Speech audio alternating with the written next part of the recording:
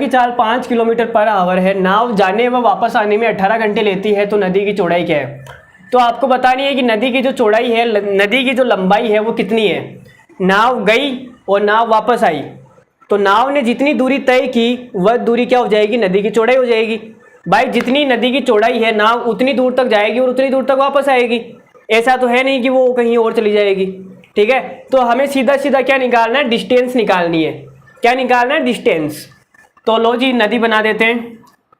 यहाँ पे नदी है जी, लो ये नदी है। एक नाव क्या करती है? नाव शांत जल में, अच्छा इसने शांत जल बोला है क्या?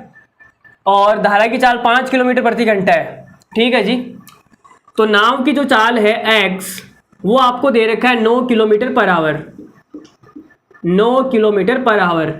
और जो धारा की चाल है वो आपको दे रखी है 5 किलोमीटर पर आवर। ठीक है, तो ये जब जाएगी तब स्पीड कितनी होगी? तो आप बोलोगे सर जाएगी धारा के अनुकूल जा रही है तो स्पीड हो जाएगी x प्लस वाई, तो 9 और 5 14, तो जाते समय इसकी स्पीड है 14 किलोमीटर पर आवर। ठीक है, अब ये गई और वापस आएगी, लो जी वापस आ गई, तो इसकी स्पीड कितनी होगी? तो आप बोलोगे सर स्पीड हो जाएगी x माइनस वाई, 9 माइनस 5 तो कितना हो जाएगा? 4 किलोमीटर पर आवर।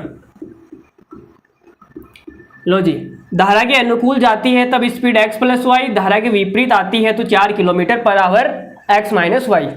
अब यहाँ पे आप देख सकते हो कि जो डिस्टेंस है वो क्या है? समान है। डिस्टेंस क्या है? समान।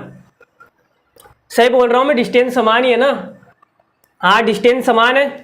तो डिस्टेंस जब फिक्स होती है, जब डिस्टेंस क्या होती है? फिक्स होती है, तो क्या होता है? तो आप बोलोगे सर स्पीड का जो रेशियो होता है ना और टाइम का जो रेशियो होता है वो एक दूसरे के उल्टे होते हैं। स्पीड और टाइम के जो रेशियो होते हैं वो क्या होते हैं? एक दूसरे के उल्टे।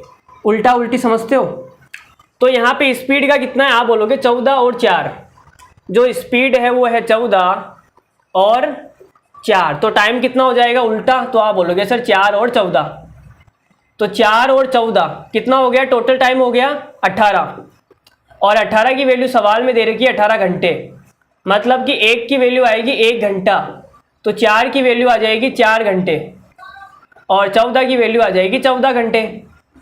अब आप बोलोगे माँ साहब हमें डिस्टेंस निकालनी है, तो डिस्टेंस निकालने के लिए हम क्या करते हैं? स्पीड को टाइम से गुणा करते हैं। या तो इस वाली स्पीड को इस टाइम से गुणा कर लो या इस वाली स्पीड को इस टाइम से गुणा कर लो, तो कितना आएगा आंसर? तो आप बोलोगे सर 14 चौक 56 किलोमीटर,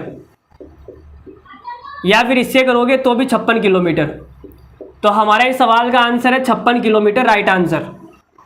चलो जी, ऑप्शन लगता है हमारा टाइपिस्ट लिखना भूल गया होगा, तो 56 किलोमीटर क्या हो जाएगा इस सवाल का करेक्ट आंसर। नदी की जो चौड़ाई है, नदी की जो लंबाई है वो कितनी है? 56 किलोमीटर है मेरे दोस्त। कितनी? 56 किलोमीटर।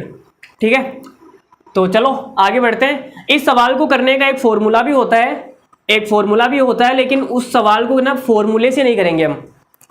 इस सवाल को करने का आपके मार्ट साहब ने एक फॉर्मूला बताया होगा, d बराबर total time x square minus y square upon 2x। ये वाला फॉर्मूला आपके मार्ट साहब ने बताया होगा अगर आपने कहीं पढ़ा है तो। लेकिन ये जो सवाल आएगा ना, इसको हम इस फॉर्मूले से नहीं करेंगे, ऐसे ही करेंगे जैसे मैंने बताया है। ठीक है, ऐसे आसान पड़ता है। फॉर्मूले से भी निकाल लो तो 56 ही आएगा। देखो निकाल के बता देता हूँ। तो डिस्टेंस बराबर t कितना है? आप बोलोगे सर t है 18 घंटे। एक्स स्क्वायर 9 का स्क्वायर करेंगे 81 आएगा, माइनस वाई का स्क्वायर करेंगे 5 का स्क्वायर 25 आएगा, बटे में 2x। x 9 है, 2x कितना हो जाएगा? 18। तो 18 से 18 कट जाएगा, 81 में से 25 को घटाएंगे कितना आएगा? तो आप बोलोगे सर ये आ जाएगा 56। तो अगर आप फॉर्मूले से करोगे तो भी आंसर 56 ही आएगा, लेकिन इस सवाल में हम ये फॉर्मूला यूज नहीं करेंगे। ये फॉर्मूला फिर हम कहाँ पे यूज करेंगे वो मैं अभी आपको बताऊंगा। ये फॉर्मूला अभी हम कहाँ पे यूज करने वाले हैं, कौन से सवाल में यूज करने वाले हैं, वो अभी मैं आपको आगे थोड़ी सी देर में बताऊंगा। थोड़ा धैर्य तो रखो यार, इतनी जल्दी भी क्या है यार, अभी तो मैंने स्टार्ट किया है। तो ये फॉर्मूला कब लगाएंगे मैं आपको बता देता हूँ। जब भी डिस्टेंस पूछा जाएगा तो ऐसे करेंगे, लेकिन x और y इन दोनों में से कोई अगर एक चीज़ पूछी जाएगी तो हम ये फॉर्मूला